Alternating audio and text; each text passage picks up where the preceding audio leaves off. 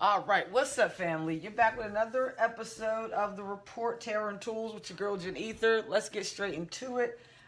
Tonight, we are going to see what blessings are coming your way and what you should be doing to prepare for those blessings. So let's start with the Angel Oracle deck. What blessings are coming to my viewers? What blessings are coming my viewers' way?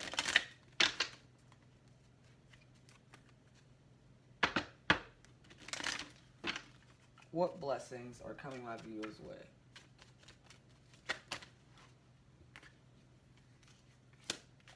Okay, so teaching and learning.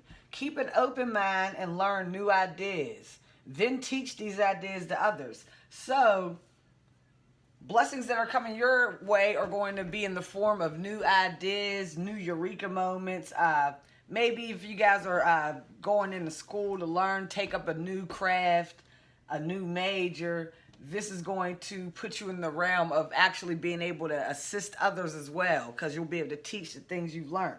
So that's always a blessing, to be able to learn something and be able to bestow upon someone else what you learned upon them. That's always the shit. Why? For one, because it's just a nice thing to do. Secondly, because it really, really reaps you great fucking karma. That's one of the things I do. I've been getting great karma since I've come on and become a tarot reader. I've been one for, I don't know, I don't really keep great count of like years, but probably about a year and a half now, something like that. But anyway, the karma's been good. You know, I get on, and just not only that, like today I was on the bus, someone dropped their wallet. Literally seen a man. Now, me and the dude, I'm on this side of the bus in the back, and he's on this side, like the very back little bench seats, right?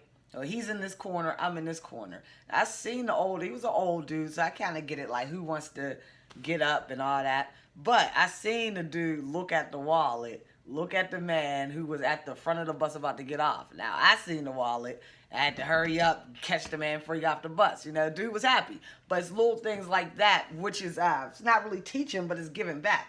But anytime you're teaching, you're giving back. So it's the same thing. So what I'm saying is you'll reap good karma from doing these good deeds. So it's a blessing within a blessing within a blessing. Now, the next blessing that's coming your way is in the form of a victory.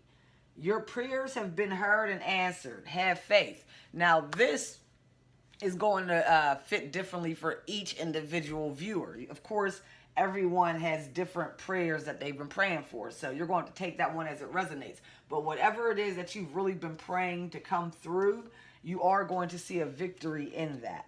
What other blessings are coming through for my viewers, please? This is going to be something that's been like hard prayer, something that you didn't think could come through. That's why it's going to feel, it wouldn't feel like such a victory if it was something you kind of knew was going to come through. It's going to feel like a big, like with me, I'm just now getting into like the mixing and mastering, where I've been mixing and mastering right now. When I started doing my own music engineering, it was about, shit, man, this was a long time ago now, because a lot of shit has happened in between. So I'll say I still lived in one of my apartments. The last apartment that I lived in before this one, which was about 5 years ago. So bang, I started mixing and mastering. I put out my first project. It wasn't even a full project. I put it out in individual songs because my computer went down. So that's a long story. But my computer went down, so I was putting it out individually to buy me some time. So it took me about 2-3 years to get back on my feet, get a crib, get my studio up, get everything I needed to start recording again. Through that time, of course, with that being my first time initially ever mixing and mastering, and it sounded good, but of course I lost it from not practicing. I hadn't done it in 3 years. So now, like 3 years. So now, with me gearing up, putting music out, being super excited, I never crossed my mind like, you're going to have to relearn this shit. No, because it's a fucking pain in the ass to learn. Mixing and mastering fucking sucks. But that never crossed my mind. But now, after after fucking months and months of grueling, first of all, being deceived, thinking I could just jump right into it and it's just going to be mine. So maybe this was something that, maybe it was something that you thought was an easy win. Maybe this was a victory that you feel like you shouldn't even wait it for. Like, damn, I thought I had this in the bag. But now, after so long, it's like, okay, I really do still want this. And I see I didn't have it in the bag, but I do still want it, right? And that's how I felt with this music shit. Like, damn, I don't have it in the bag. I got to work very, very hard to re-hone my skills and then relearn new skills. Because over the years, new shit's come out, different programs, all types of shit. So, with me having these breakthrough moments that I've just come across, in the last couple days, having breakthroughs. Like, oh, yes, right? These are victories. Why? Because they were hard fought fucking battles. Like, I didn't sat here and like cried. Tears would come out just with the frustration of having to look shit up. This not working. Why can't I get, it's a whole motherfucking world of shit. So I feel like this victory has something to do with, like, it's going to be something that was kind of grueling for you. That's what your victory is going to encompass. Clear cognizance. Pay attention to thoughts and ideas that come to you, as they are answered prayers. So you're going to be blessed with the gift of clear cognizance. Now, clear cognizance, when you think about cognizance, it's really talking about your cognitive state. That's all about your mental faculties, right? So when we're talking about clear cognizance, it's going to be more so like your intuition popping, just different eureka moments, different hits. The way I always tell people to tell whether or not you're getting something spiritual is if it's something, and there's other different ways to dissect it because there's different energy fields going on. But if you're someone that keeps your energy space kind of clear, you're not really dibbing and dabbing and letting others invade your energy, then when you get thoughts that are just from nowhere, they're going to be from the divine. Now, if you're dealing with this person, that person, this person, you can easily take on their thoughts.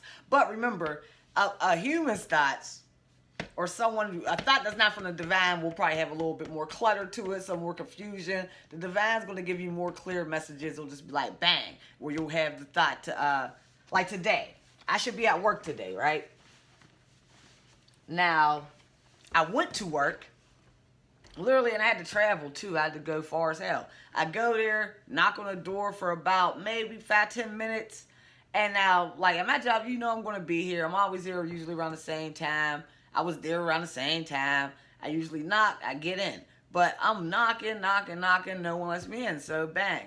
I'm like, all right, intuitively leave. So I dip out. For one, it's a long-ass travel, and I don't have time to play games. Even if you're there, whatever is going on, because the type of job I have, you'll knock on someone's door, and they won't answer. Not these particular clients that I have, but there's been times where I've gotten to a client's house, their lights is on, but they're just done with you as their aide or whatever. You know what I mean? So they're not answering. They haven't come up with the game plan for you yet to tell you we're done. And so your office tells you once you then got home and you're like, yeah, they never answer. Oh yeah, well, like what the hell? So of course that's not what's going on here, but my intuitive side, God kicked in and said, dip. For one, I don't got time to be out just in case I can't catch that last bus back because I do work far. And for two, a lot of times you don't know what for two is. For one, was more so on the bus as far as my thinking, but the intuitive nudge initially came from spirit to leave. Now, once I make it home, that's where I have a breakthrough in my music, right? Where I'm like, oh my God, thank you, God. Like, giving them big props on this at the end of my night. By the time 2 o'clock in the morning got here, after I did my work, like, okay, thank you, right? So that's kind of where, so basically, if I stay at work, because I work overnight, so if I stay at work, I come home, I don't do the music, I probably don't touch my music. I probably don't touch my music till about Friday, because that's when I'm off. Because once I get into my routine of getting off at motherfucking, 7 and getting home early in the morning and trying to force myself to sleep and then trying to sleep so I can get up and leave out, I just don't be having time to get to it. But now with what has perspired tonight or transpired tonight, I'm going to be on it just because I have so much of an adrenaline rush to get it done now because of just how it's being sounded. So it's like these eureka moments, these moments of clear cognizance that you're going to be getting blessed with is going to give you going to give you pushes in the right direction that are going to lead you towards your ultimate life path and down the road of where you're divinely being led to go, where you're supposed to be ultimately. Sorry, I always give examples of my life because what else can I do? What else can I take from y'all but me, you know?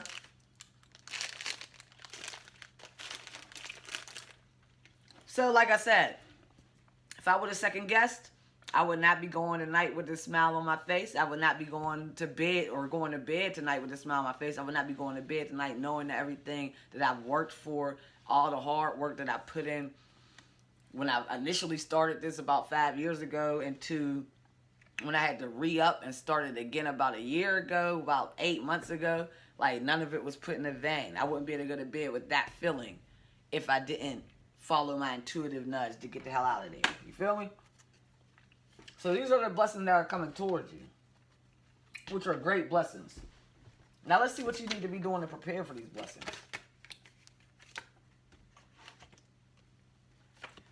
Okay.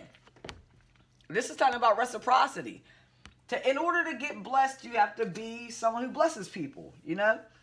So they want you to DMX a song. Give to the needy, baby. They want you to give to the needy. If you see someone who looks like they're struggling, someone who asks you for something, give it to them. Don't sweat it. Understand that whatever you give out will come back to you in return tenfold. So give it, it will come back.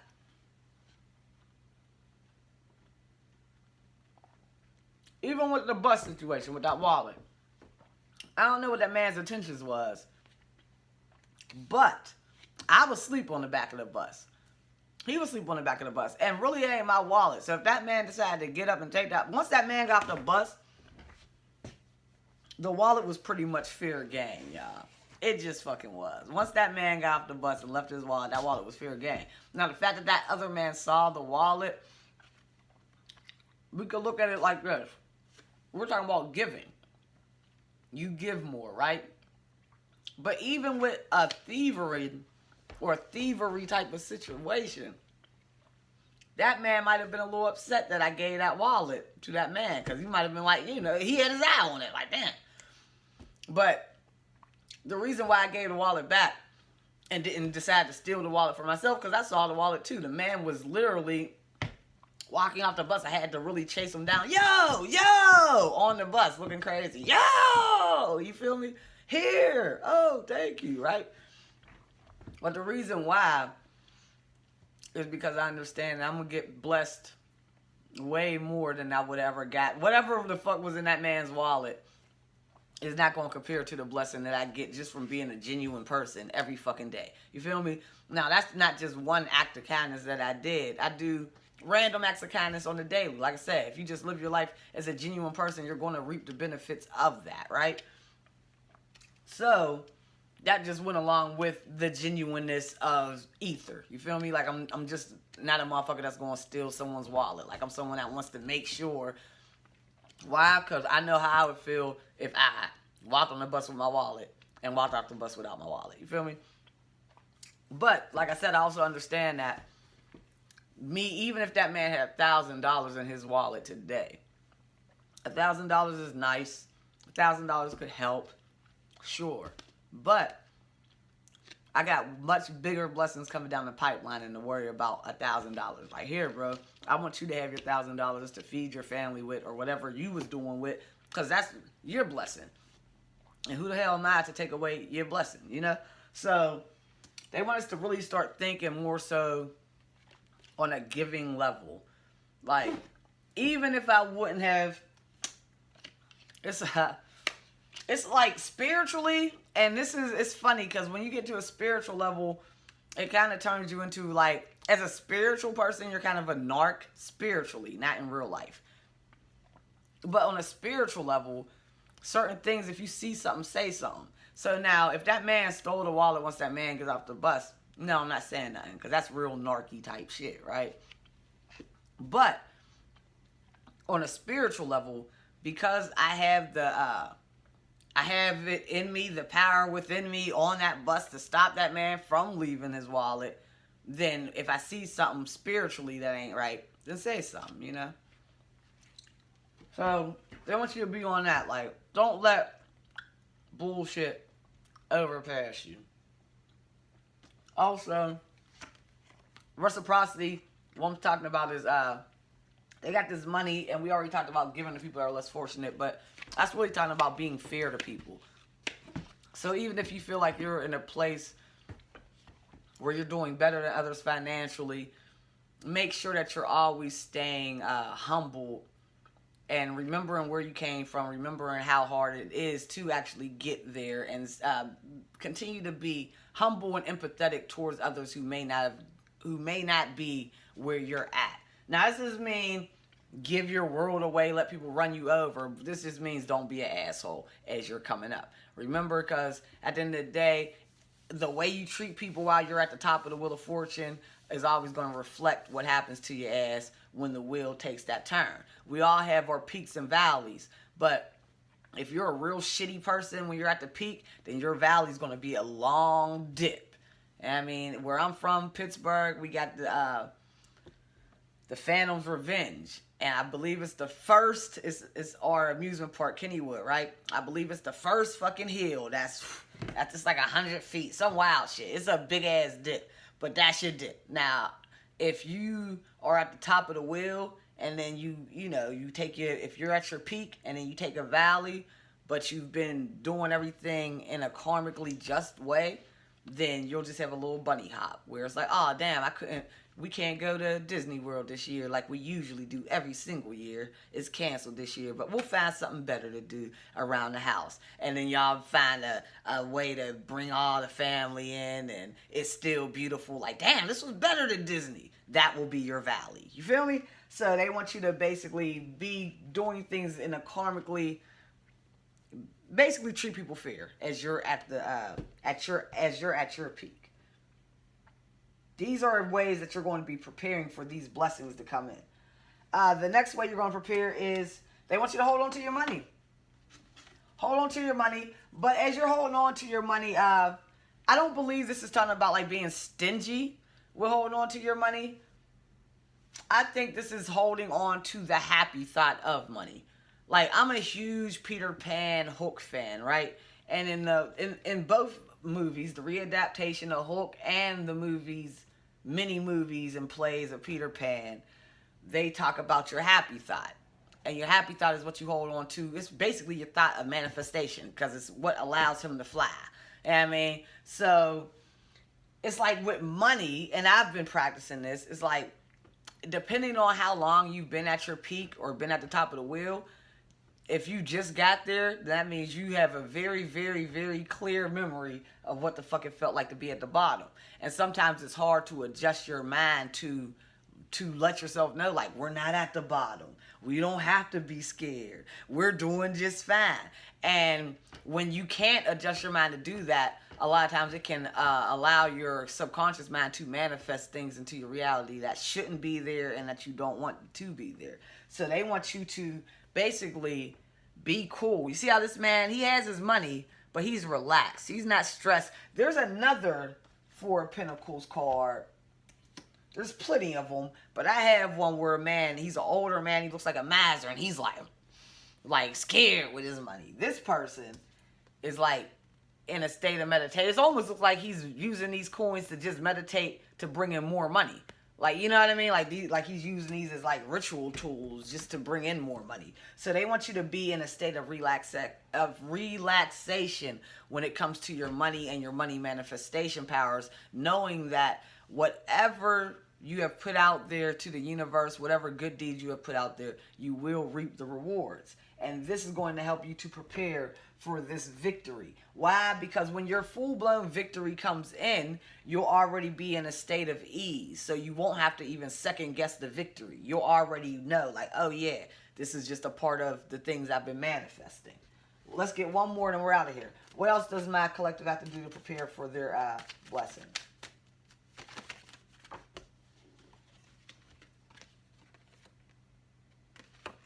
Okay, this is being watchful. Now, this always, it's talking about playing defense. But for me, the way it came out, what I instantly thought of was people blocking your blessings.